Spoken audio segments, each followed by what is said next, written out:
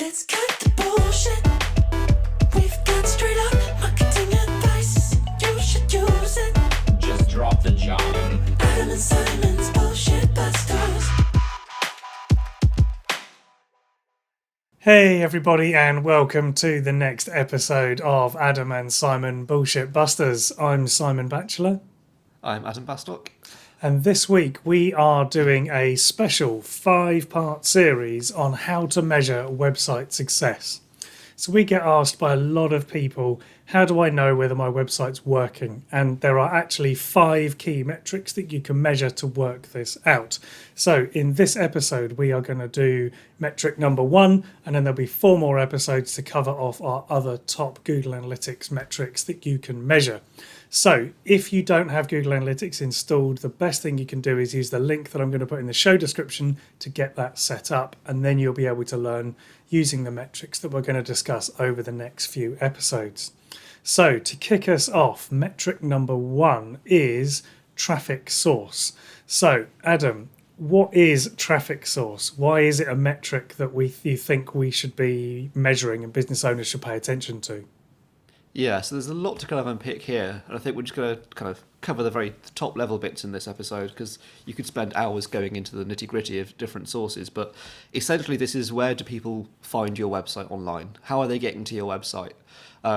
It's not always 100% accurate, and there's going to be always a little bit of noise in there from various different sources, but roughly it's basically, how do people actually find your website at all? There's 5 key kind of metrics within that. I think it's 5. So we've got referral. So where do people find you from other people's websites? You've got direct traffic, how people get to you, organic, social, and email. Organic being finding you through organic search, typically, whether that's on Bing or Google, etc. The reason why this is so important is just because there's also paid in there, which I don't think I mentioned, which is probably quite important. But the idea being that you want to understand where people are finding your website, and therefore what marketing you're doing that is actually working. If you've put an advert in a newspaper or in a kind of a sponsored post on another website, you want to be able to make sure that you're getting actual traffic from that website. Same with social media. If you're putting all your time into social media, you want to know that that's coming to your website and converting, or actually doing something on your site while you're there, and while they're there, sorry. I think there's a lot of confusion on this traffic source thing, because it can be quite complex, but ignoring it just means that you have no idea on what's actually working, I think. Yeah. And it can be very difficult to glean any kind of insight into what marketing you're doing is working or not working. Yeah, I think that is the key thing to measure, isn't it? It's, if you're putting a post on LinkedIn once a week, does anybody click on that link and come to your website? That's ultimately what you can find out. When you click on social in the traffic source, it will say Instagram, or it will say Facebook, or it will say Twitter. So you can tell which network people have clicked on the links from. So if you're experimenting with putting content on different social networks, then this can be a really good way of seeing if it's actually getting clicks, because it's not something that the actual media tools, the social channel tools themselves actually often give you too much data on. Especially Instagram, unless you're on a business profile, it really doesn't show you much about bio clicks at all, unless people actually click it. Whereas Google Analytics is kind of measuring where the people were before they got to your site. That's essentially, I guess it's like asking people on the door when they come into like a club or a restaurant, where have you just come from? And you get a list of where everybody's just come from before they get to your site, I guess is how you would sort of link it into a sort of metaphor. But in terms of what that tells us, it's really useful for measuring the effectiveness of your marketing.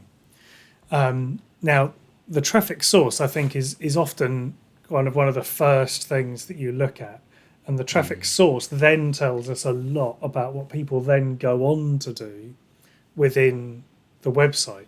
So once you understand where they've come from, not only can you measure whether your marketing is being seen and engaged with on those different channels, but you can then tell what those users go on to do. So you might find that people who come in from LinkedIn often sign up to your newsletter. Or you might find that people who come from Twitter just bounce. They don't stay at all. So think it this is gives you you can link it contextually to a lot of the other things in Google Analytics. I think that's a really important point, and this is what we'll come on to in kind of upcoming episodes. But is the idea of not all traffic is equal, and different traffic sources will act differently on your site, and quite often that is okay. Someone coming to you from social media who's never seen your brand before is going to have a different experience on your website than someone who's like coming in from direct, for example, where maybe they've bookmarked your site in their banner and they're coming to your site, once a week because they're a mega fan. Those two people are going to look very different in how they behave. I think the main thing is that this traffic source, I think under analytics it's under acquisition and then channels on the left hand side from memory. That might be slightly wrong, but it's in that area. It just kind of breaks it down into priority order of which section is kind of getting you the most traffic, and therefore the stats around that, some of which might be bounce rate, it might be time on page, it might be pages per session, so how deep into your site is someone going, and various stats like that. I'm not sure there's anything specific or any tips to give here, really, other than just make sure you're looking at it and just kind of be aware of where people are coming from and what's working and what's not working. And if you are spending a lot of money on, social media, or you're spending a lot of money on kind of advertising in other platforms that isn't actually generating that many kind of users, let alone sales, then it's the first kind of step in optimizing what you're doing there and experimenting with other stuff. Yeah, I think it's basically the first place to check if you want to answer the question, is my marketing working? That is it's a really good summary. It's the third party independent tool that is sitting between your marketing and your website and measuring for you.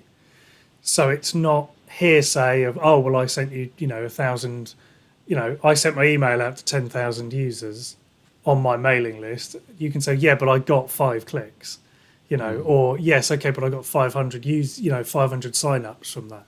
It's the way you can start to measure what's working and what's not. And it's not immediately obvious. It's not something that is on the main dashboard of Google Analytics, although that is dynamic. So it might be if you, because we don't know because they're all different. But ultimately, it's something that if it isn't immediately obvious to you when you log into Google Analytics, just go to the search bar and type in Analytics, that is, in the Analytics search bar, just type in traffic source. And the report that comes up is going to give you loads of insight into where your site visitors are coming. And from there, you can then learn more about them.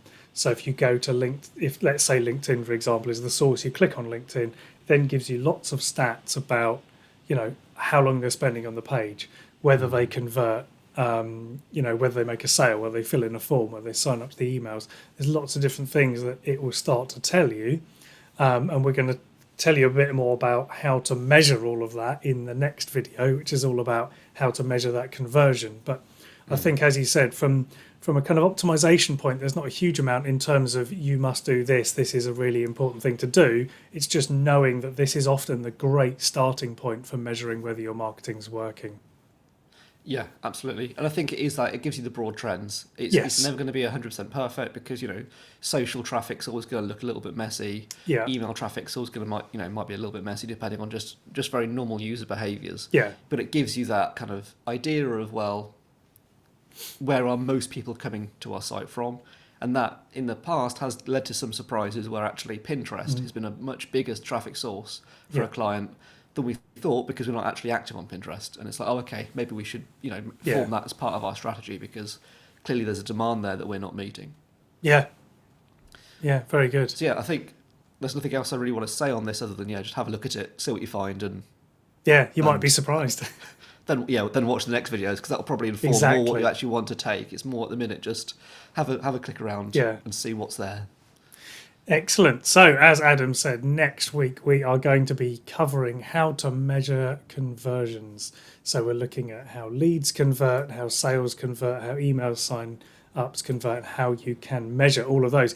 If you would like to see the next video and you don't want to miss out on it, then hit the subscribe button, which is below. Or if you are listening to us on Spotify or Apple Podcasts, wherever you get your podcasts, just hit that follow or subscribe button there, and it will be alerted as soon as the next episode comes out. So thanks very much for listening, and we'll see you next time. See you next week. Bye. Bye. Just drop the job.